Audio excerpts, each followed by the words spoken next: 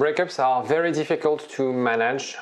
A lot of people, including myself, when we go through a breakup, it's probably the most painful experience you'll experience in your life, especially if you have had a relationship with someone meaningful.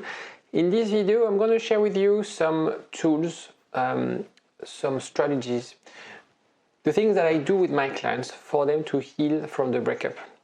Whether you're contemplating getting back with your ex or simply wanting to heal from this breakup, the same methods will apply, because if you want to get back with your ex, you first need to deal with the pain of the breakup.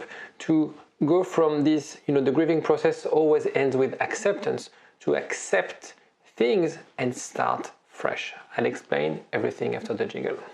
igetmyexback.com. Everyone deserves a second chance. So in this video, we're going to talk about self-care.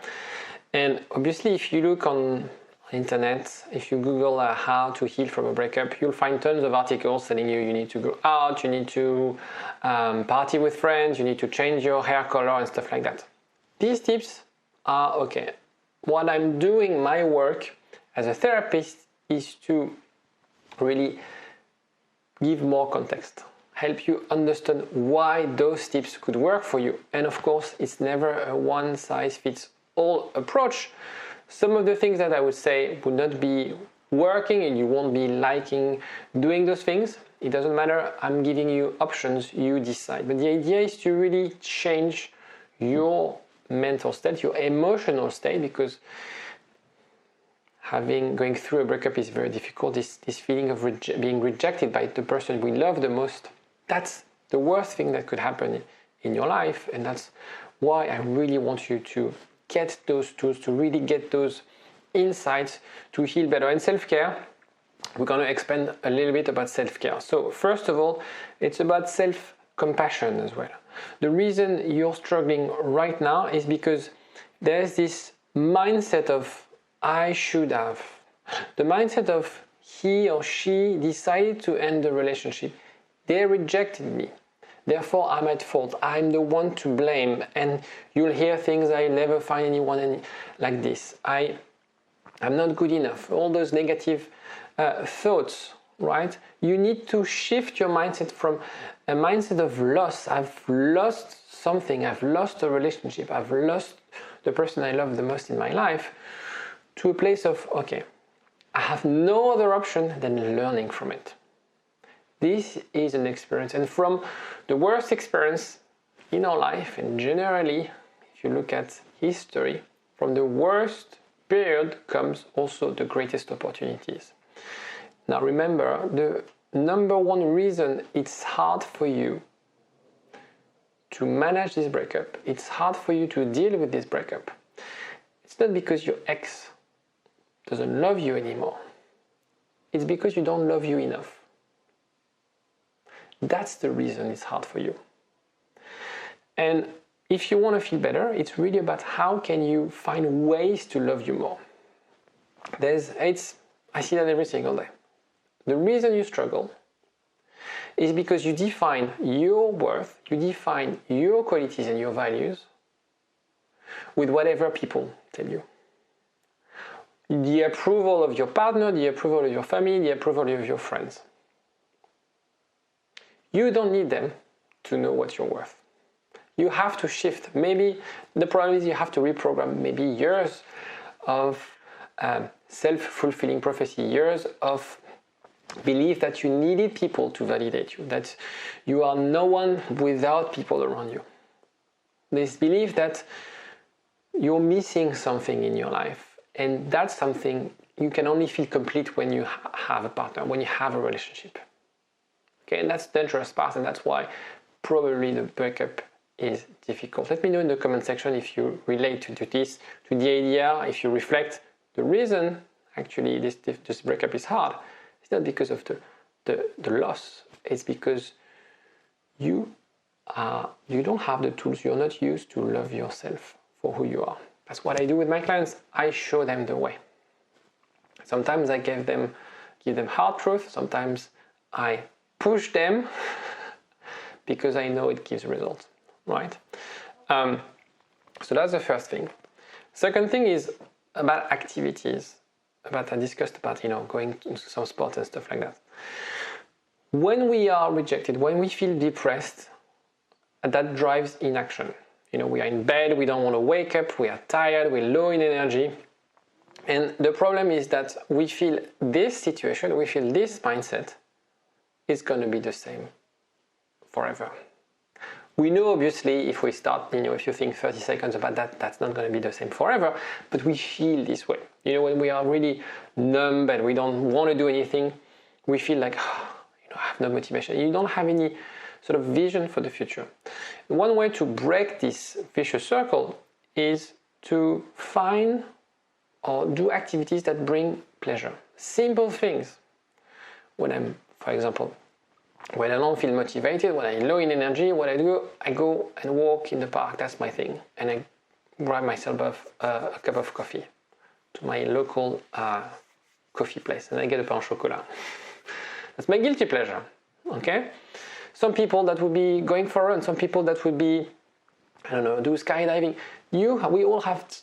What I mean by that, skydiving is a bad example, because I'm pretty sure in your life you have simple pleasures. And if you don't know how to appreciate simple pleasure, just see the life as if you were a 2-year-old kid, where everything is amazing. You go in a bus with a kid, with a toddler. It's amazing because there's buttons everywhere. They can look outside. They love the revolving doors. They're amazed by everything. And I think the problem is when we're adults, we fail to recognize that there's so many amazing things in our life. Simple pleasure. So it's springtime. If you live in Europe or in the US, go outside, take some sun. Obviously, the sun is an amazing way for you to feel energized as well. So be proactive. Don't let your energy drive your action. Motivation comes after action. A lot of people think, I'm not motivated and I'll do it when I'll feel ready. That never happens. You have to do something small, and then the motivation comes. So when you do those things, that's also a good exercise if you want to write a gratitude journal. So as I said in the beginning of the video, I'm sharing ideas. I don't necessarily use gratitude journal. I know a lot of my clients use them. My clients my WhatsApp clients always sometimes use WhatsApp to share their notes with me every now and then, every evening. They send the 3 bullet points of things they're grateful for. So that's the thing. Start the day thinking like, okay, I don't feel great, but I'm going to do one thing that gives me pleasure. Only one thing. And the next day, I'm going to do 2 things that give me pleasure. And maybe, set your goal that, every evening I'm going to force myself to find 3 things that I've enjoyed. That sounds stupid. That sounds common sense. That sounds like, that's not what I want right now. What I want is to get my ex back. But trust me, sometimes, we need that little push at the beginning to trigger that virtuous circle. Another one, exercise regularly. And the reason, again, we're going to detail. When we, after a breakup, it's very similar to a threat response system when it is activated, the fight and flight, basically. And the problem is that as we discussed, we're inactive. We also have an imbalance of chemicals in our bodies, the oxytocin and the dopamine, which are the happiness molecules, right? One way to create those molecules is to do physical activity. Okay, could be running, could be rowing. I don't like running. I do rowing, for example. You can go for a walk. That's the same thing. It's really about creating this intake of important chemicals, because the rejection, the breakup, will really remove the dopamine. That's what you want to do when you want to text your ex. You want that dopamine rush. Okay, so one healthier way to get that dopamine is to go for a walk, do an activity. It also provides a sense of purpose and control. When you go for a walk, then you have sort of achieved something, even if you walk for a mile or a kilometer or whatever. When you go to the gym, even if you just do a few exercises, a few sets, you can say like, I've been to the gym 30 minutes, and you can also see progress. When you start running, You have apps now where you go 0 to 5K, for example, if you want to start running, and you see the progress. The problem is when you're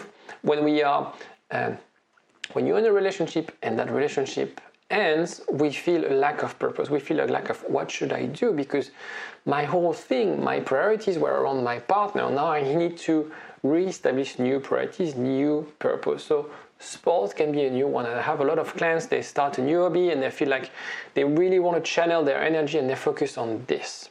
Maybe that's not your thing. It's a suggestion. Again, you can shop from what I discussed.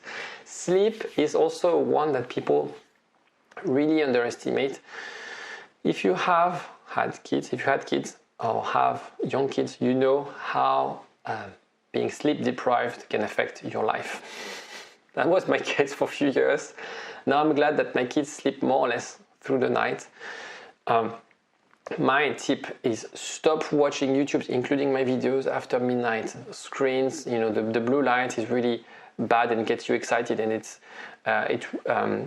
postpones the release of melatonin in your body.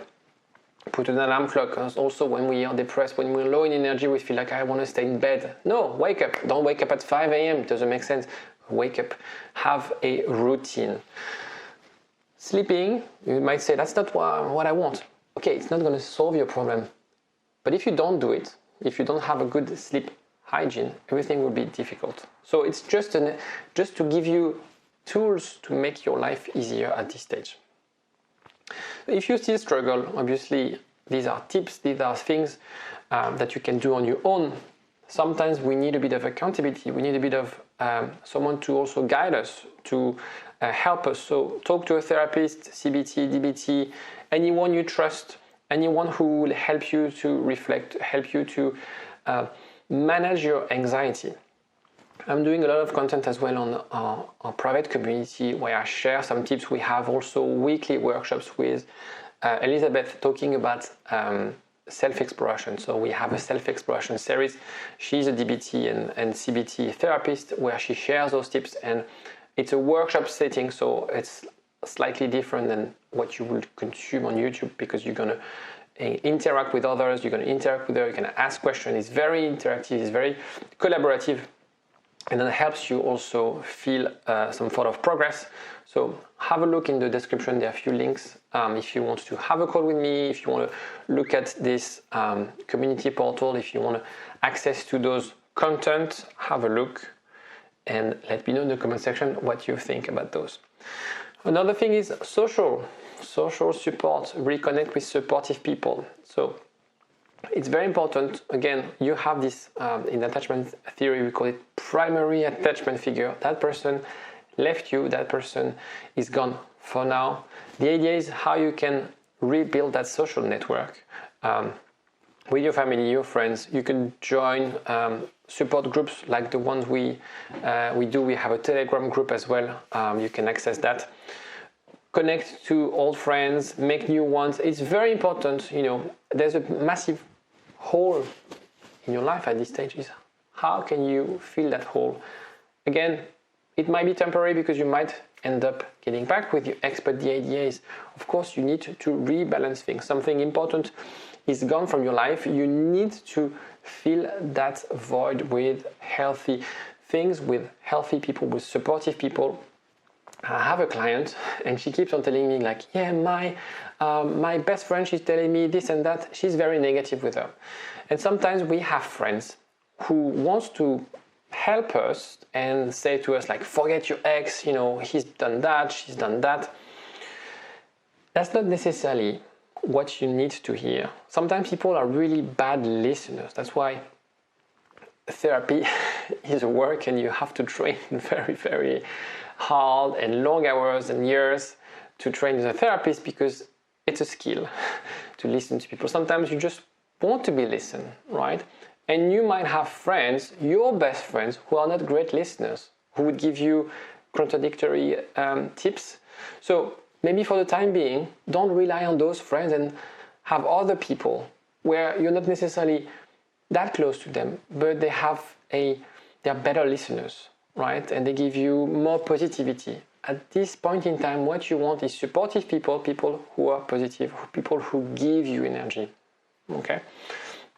Learn from experience. That's what we obviously do. That's what I want you to do, is use this situation, this difficult moment in your life to learn, to reflect. Again, I don't want you to blame yourself for too long. It's important to assess, to audit the relationship, but then from this point onwards, it's like, okay, from this, what should I do? No, it's really the action plan. That's why people sometimes, they have a psychologist, they see someone, and they reach out to me because they want a plan. They want to do, what should I do? Please help me, progress, help me grow. That's what I do with my clients as well. Sometimes they need therapy, and we do therapy with them. Sometimes they need coaching, and then we do coaching with them. Okay? That's, even though I know it's difficult, I know it's hard, I know you might be depressed, super anxious, but we only have one life, and use this time to learn and to grow.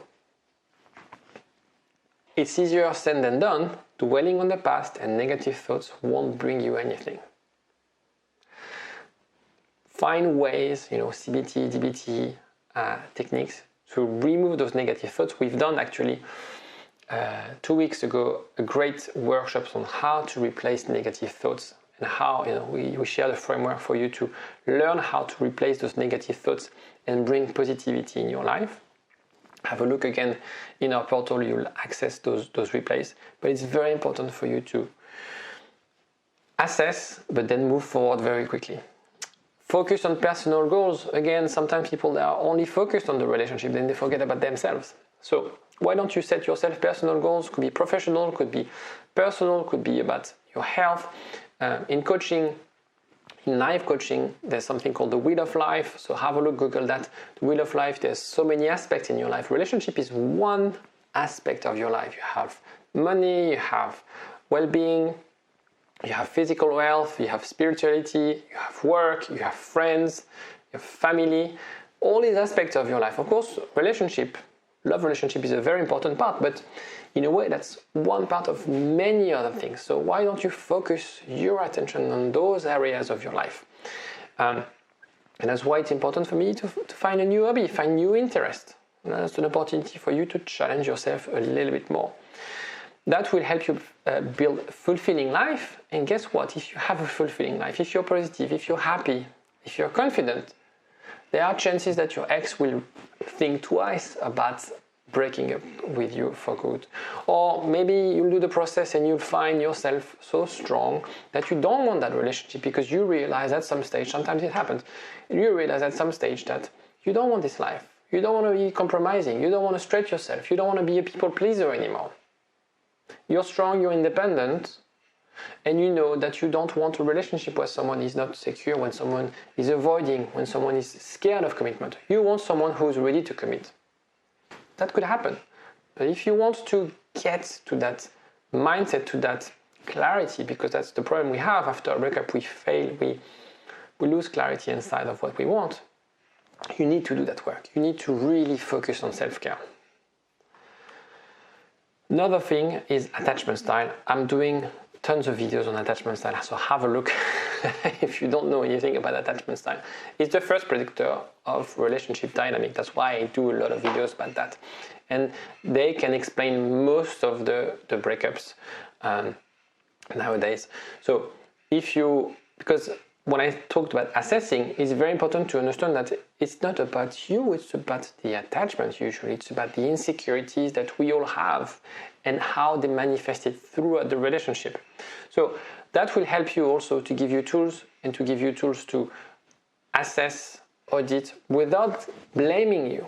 There's a lot of time people calling me and tell me, if I knew this before, things would have been so different. Now that I know about attachment style, I feel more empowered. I feel that I have answers. I feel that I have a path for me to heal and grow and find and make the right decisions in the future. So if you don't know, have a look at attachment style. We've done a course on how to be secure again in the portal. I'm talking a lot about the portal because we are creating so much content on this page that I want you to access it and grow from it and learn from it. And I'll give you a roadmap as I discussed. Any other questions, anything you want from me, let me know in the comment section, and I will see you next time. Don't forget to subscribe and like as well. That does help me a lot. Take care of yourself. Bye-bye. I'ma stay in power for a long time. Get up, nah, I ain't a quitter. Toss me the ball, I'm a really big hitter. Big picture, I'm a straight killer.